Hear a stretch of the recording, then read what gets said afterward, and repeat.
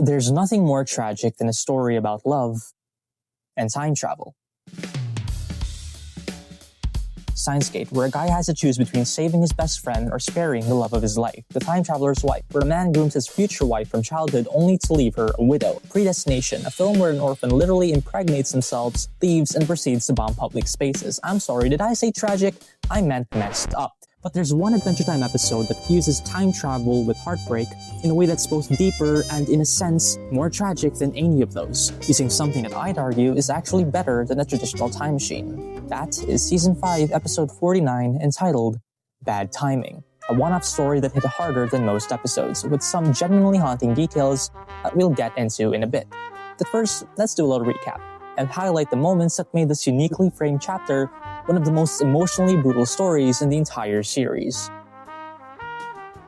The story opens with Princess Bubblegum inventing a new form of time travel using what I'd like to call her time bubble, but Jake's quick to dismiss it. It's not really time travel now, ain't it, love?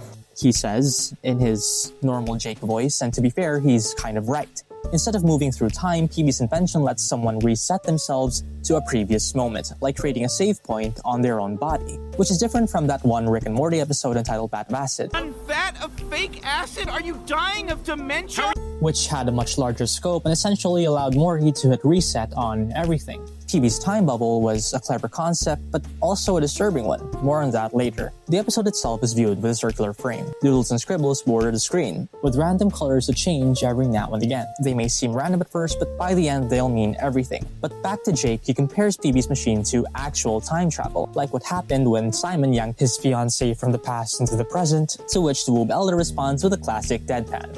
Hey, Time, where's my fiancé, am I right? LSP overhears the conversation, and immediately does the worst thing she could possibly do. She tries to use the time device to go back to when her ex, Brad, still loved her. She fails, of course. PB explains the time machine won't work without gloves, LSP demands them, PB refuses, and what starts as desperation almost turns into war. A full-on princess brawl erupts, which ends when LSP delivers a very heartfelt apology.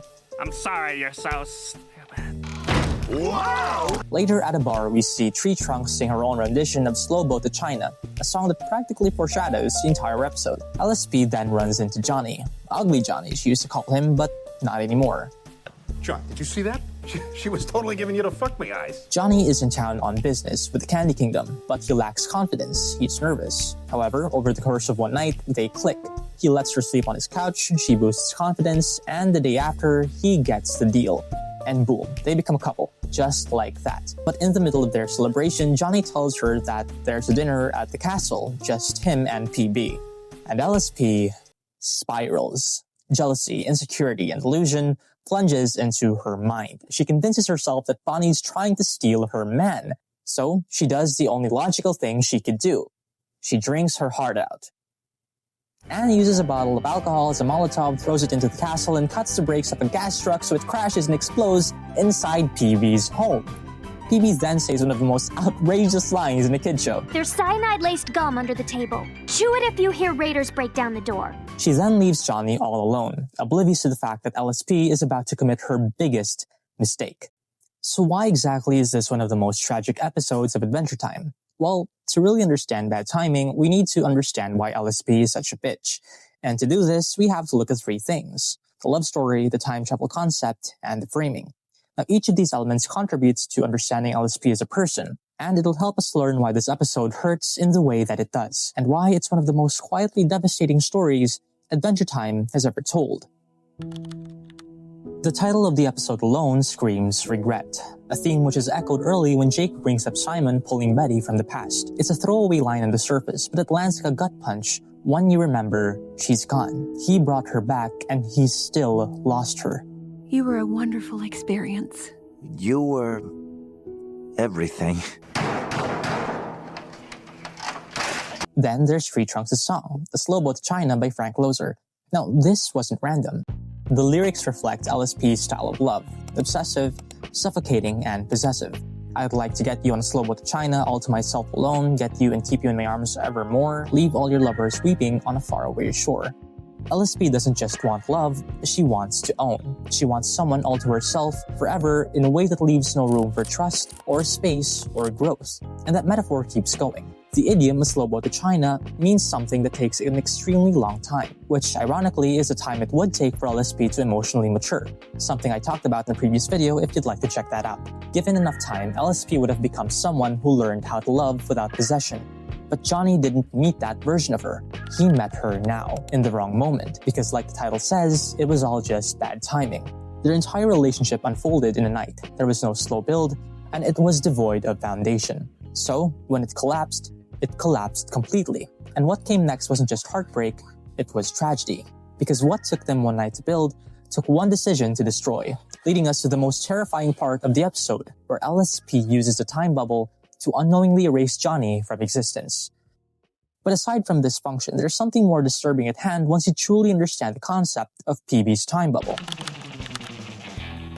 Most time travel stories give you a second chance. They let you go back with everything you've learned and maybe do it better. A great example of this is Steins, one of my favorite anime shows. Here, Ocarina loops over and over, carrying the weight of every timeline and all the ways he'd seen his best friend die, learning from every mistake to reach the one outcome where everyone lives. But Adventure Time doesn't do that. Princess Bubblegum's machine isn't a second chance, it's a glorified neuralizer. Sorry. Or a dementia device which can technically make you immortal. Now, it is better than a time machine because its scope of effect is limited to just you. Instead of going back to the past and changing the world as you know it, you're really just turning back to a younger version of yourself, which means you could live forever. But in the process, it erases the version of you that's been through everything. The new you remembers nothing. The pain, the growth, the love, the heartbreak, gone. Only the body remains, like nothing ever happened. Which makes this time machine conceptually even more terrifying than real time travel, because it promises a do-over, but only by killing the part of you that changed. LSP doesn't go back to fix things with Johnny, she goes back to become the person before him, the one who never met him, the one who never had to feel any of this in the first place. It's not just tragic, it's regressive, because the sad truth is, LSP could have grown from this. She could have learned what real love requires, she could have kept the memory and moved forward, but she didn't want to heal. She wanted to forget, which leads us to the most revealing piece of the episode, the one thing that holds everything together. From the very first shot, the episode locks us into a frame, a circular one, with scribbles and shifting colors surrounding it. And at the surface, they seem like just another visual quirk, a peek into a dimension outside of time. But what we're seeing isn't just that, it's actually LSP. This circular frame reflects her world, closed in, self-centered, and chaotic. We're not watching a normal episode, we're looking through her eyes. And as the story unfolds, LSP's emotions seep outside this frame, and we see them as colors.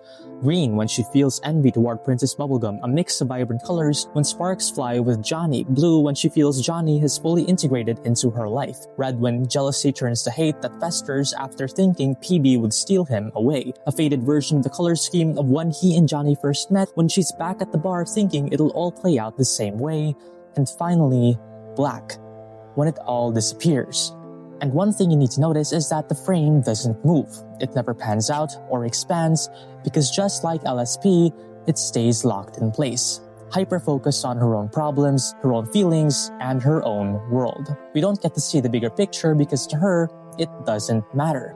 And that's exactly the point. She's trapped within her own limited perspective. It's not about Johnny, it's about how Johnny makes her feel. It's not about learning from the mistakes she made, it's about how she can stop feeling so much regret. So when she can't undo the damage, she doesn't face nor process anything, she resets.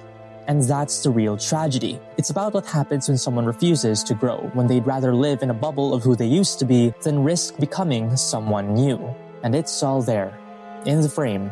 We don't get to look away because just like her, we're stuck watching the same story play out over and over again, knowing it's never going to change because she won't.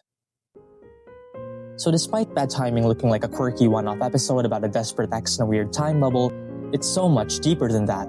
It's about how love without growth becomes obsession, how memory can be both a gift and a curse, and how the refusal to change doesn't just hurt, it freezes you in time. Because LSP didn't lose Johnny, she erased him, and in doing so, she erased the version of herself who had the potential to grow from it, to feel the pain, to process it, and maybe, eventually, become someone better. Instead, she resets. Because for some people, forgetting is easier than becoming. That's what makes Bad Timing so depressing. Not just because it's a story about love and time travel, but because it's a story about what happens when a person's worst breakup is with the version of themselves they could have been.